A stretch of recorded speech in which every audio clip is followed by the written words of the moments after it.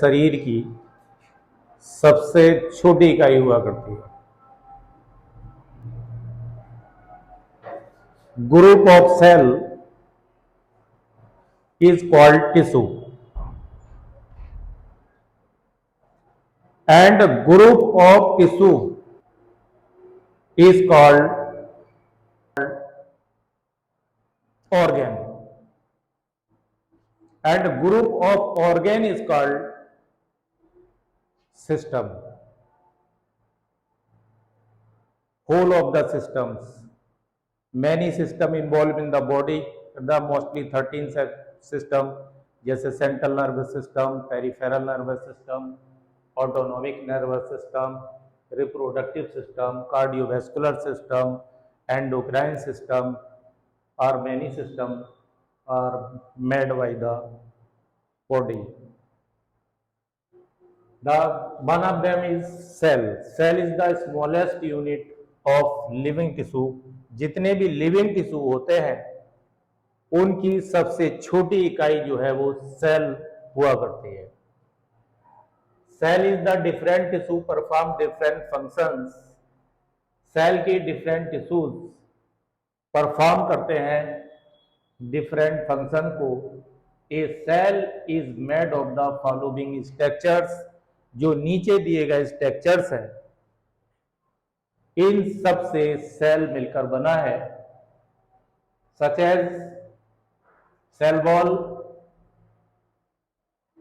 Nucleus, nucleus, centrosome, ribosome, mitochondria, Golgi apparatus, endoplasmic reticulum, etc. One of them is component of the cell is cell wall. It is the external boundary हुआ करती है cell की external boundaries, that is the cell wall called as cell wall. Boundary of the living cell की it is a 3 layers structure होता है. ये 3 layer का structure होता है. 3 लेयर से मिलकर बना होता है structure made of the lipid, और जो लिपिड एंड प्रोटीन का बना हुआ होता है. इट मेजर अप्रोक्सीमेटली, अगर उसकी लेंथ को नापा जाए तो ये 70 एंगस्ट्रम, अप्रोक्सीमेटली 70 एंगस्ट्रम होती है इन थिकनेस, मोटाई में. The cell wall allow the diffusion of the substances into and out of the cell. Cell wall का जो मेन फंक्शन हुआ करता है वो सबस्टेंस का diffusion in according to need in cell के अंदर और अकॉर्डिंग टू नीड सेल के बाहर करना होता है. Second point is second component of the cell is nucleus. It is the largest structure present almost in the centre of the cell, that is nucleus.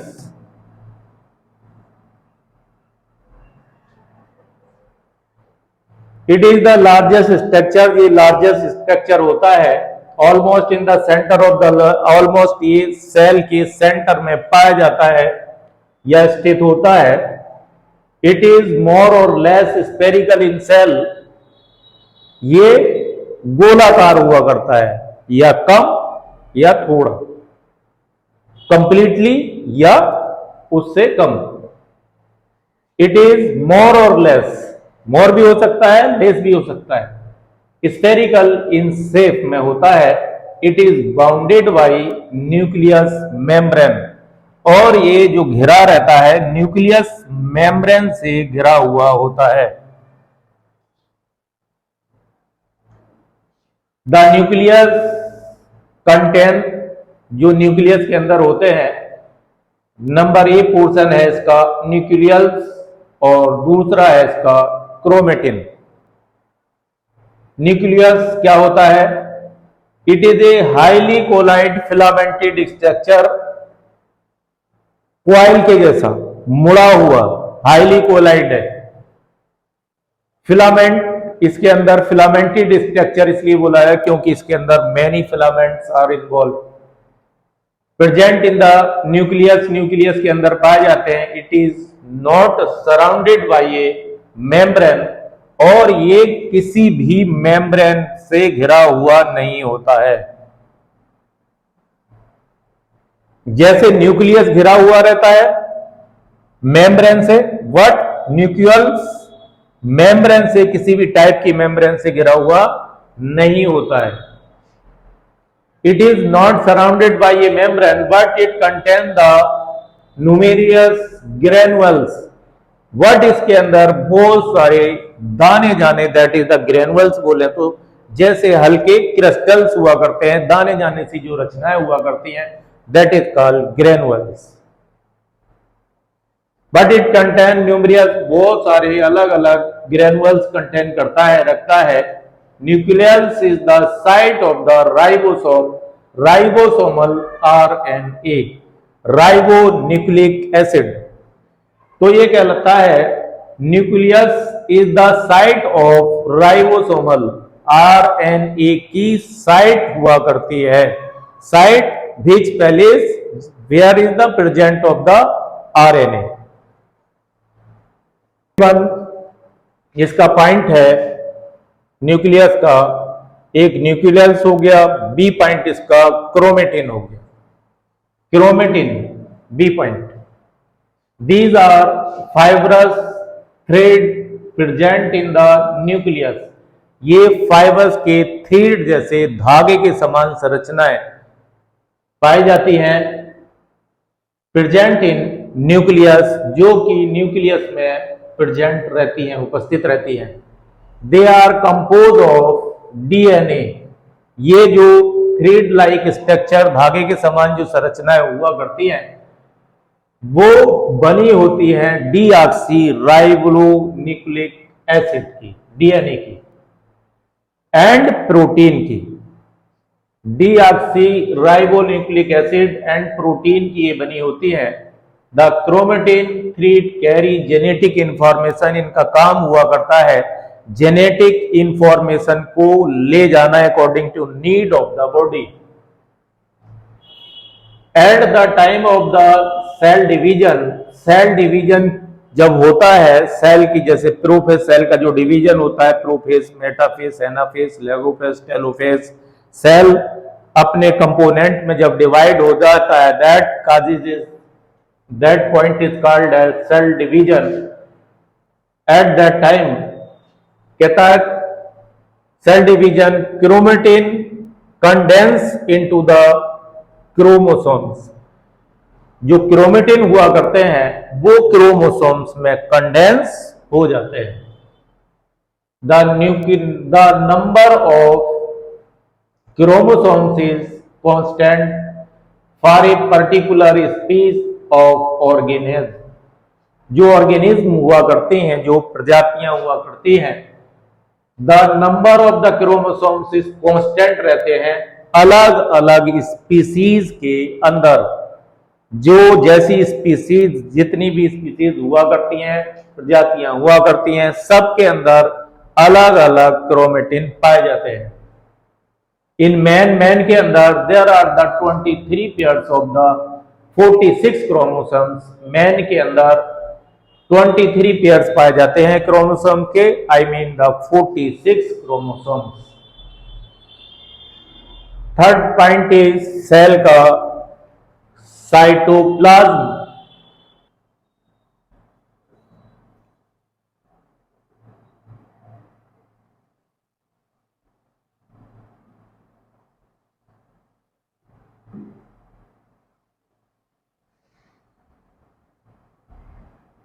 Which one area? This one is nucleus, spherical in shape. This one is nucleus,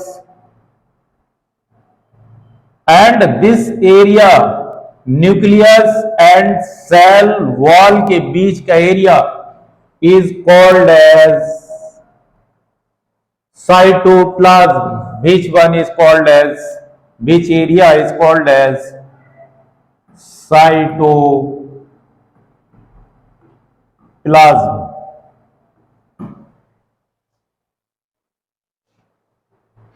it is the region, वो वाला area, वो वाला क्षेत्र lying between the cell membrane and nucleus, जो cell membrane और nucleus के बीच में लाई करता है, which one is called as cytoplasm.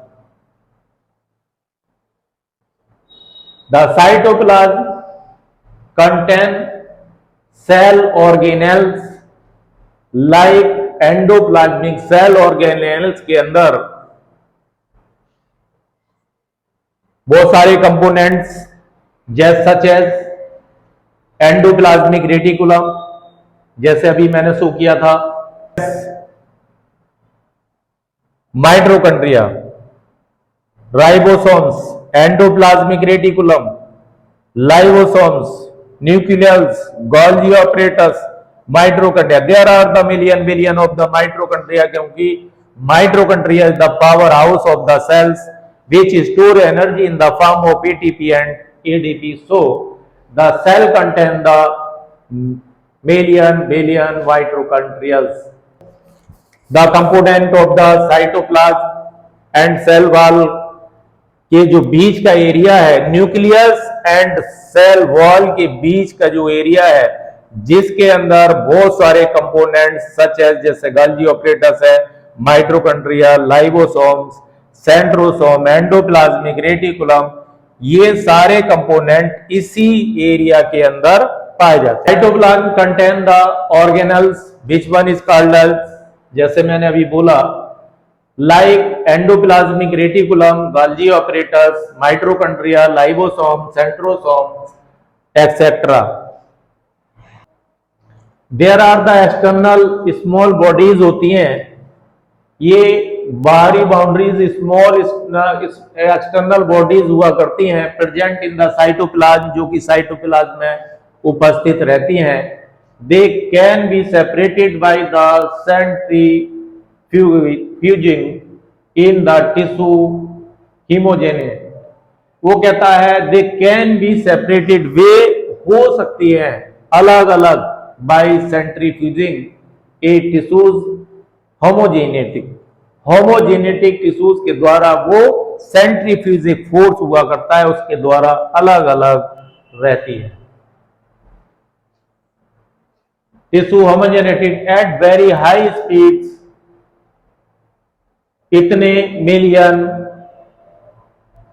इतने आरपीएम राउंड के बारे में बोला है इन्होंने। ये माइक्रोसोम्स कंटेन राइबोसोम्स, जो माइक्रोसोम्स हुआ करते हैं, विच वन, जो कंटेन करते हैं राइबोसोम्स को, ग्रेनुलर मैट्रिक्स को। Ribosomes are concern with protein synthesis, इनका मेन काम हुआ करता है प्रोटीन सिंथेसिस, प्रोटीन का निर्माण करना। या ग्रेनुअल्स मैट्रिक कांस्टेंट्स, ये ग्रेनुअल्स जो मैट्रिक्स हुआ करते हैं वो कांस्टेंट रहते हैं, न बढ़ते हैं न घटते हैं। और at that cases the oxidise which generate hydrogen peroxide, oxidised होने पर ये देते हैं, जनरेट करते हैं हाइड्रोजन पेरोक्साइड H2O2। अगर इनकी कैटालाइज करा जाए, कैटालिक रिएक्शन करा जाए, कैटालिस क्या होते हैं? कैटालिस्ट आर दो substance which increase the rate of the reaction या बायोकेमिकल रिएक्शन। अगर बॉडी के अंदर बोला जाए तो which increase the, that is the biotransformation या मेटाबॉलिज्म, तो which increase the rate of the reaction in the body. अगर केमिकल में बोला जाए तो इंक्रीज कर देते हैं रेट ऑफ द रिएक्शन को, दैट इज द कैटालिस्ट। और ये catalyse which convert hydrogen peroxide into water, hydrogen peroxide को वाटर में कन्वर्ट कर देते हैं। Organelles of the cytoplasm, cytoplasm का जो ऑर्गेनेल्स है, जैसे कि अभी मैंने बताया आप लोगों को, ये वाला जो एरिया है जिसके अंदर जो कंपोनेंट हुआ करते हैं, जैसे बहुत सारे कंपोनेंट अभी मैंने बताया आपको, इसी टाइप से ऑर्गेनेल्स ऑफ द साइटोप्लाज्म होता है। साइटोप्लाज्म का जो ऑर्गेनेल्स होता है, following are the important organelles present in the cytoplasm, जो कि साइटोप्लाज्म के अंदर पाए जाते हैं। One of them is endoplasmic reticulum. Which one is area?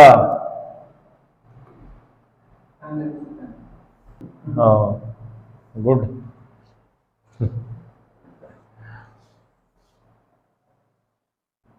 Nucleus, nucleus, organelles और cytoplasm.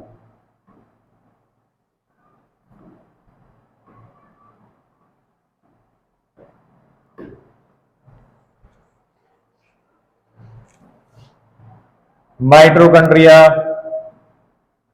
गाल्जी apparatus, ribosome, centrosome, endoplasmic reticulum, such as one of them is endoplasmic reticulum.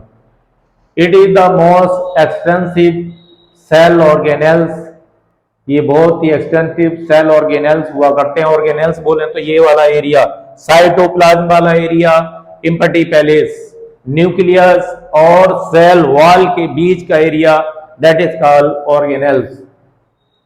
Present in the cytoplasm, it consist of two membrane which are separated by a space. It consists of the two membrane, ये दो membrane से मिलकर दो हल्की झिल्ली के द्वारा मिलकर बना हुआ होता है। which are the separated, जो अलग अलग रहता है, by a space, एक स्पेस के द्वारा इनके बीच में थोड़ा स्पेस हुआ करता है।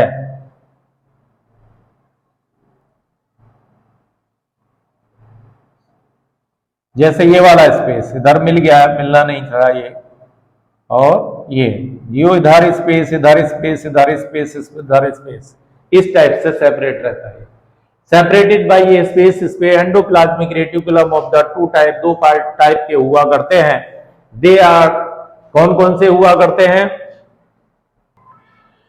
ग्रैनुलर होता है, नंबर 1 पोर्शन है इसका ग्रैनुलर और रफ सरफेस होती है, खुरदरी रफ सरफेस इसकी हुआ करती है। Endoplasmic reticulum contain ribosomes contain करते हैं। Ribosomes are the site of protein synthesis. Ribosomes कहता है वो जो ग्रैनुअल्स है, ये रफ सरफेस एंडोप्लाज्मिक रेटिकुलम की कंटेन करते हैं। कंटेनिंग राइबोसोम्स, और राइबोसोम को भी कंटेन करते हैं। The ribosomes are the site of protein synthesis. जो राइबोसोम्स है, जिसे आरएनए बोला जाता है, वो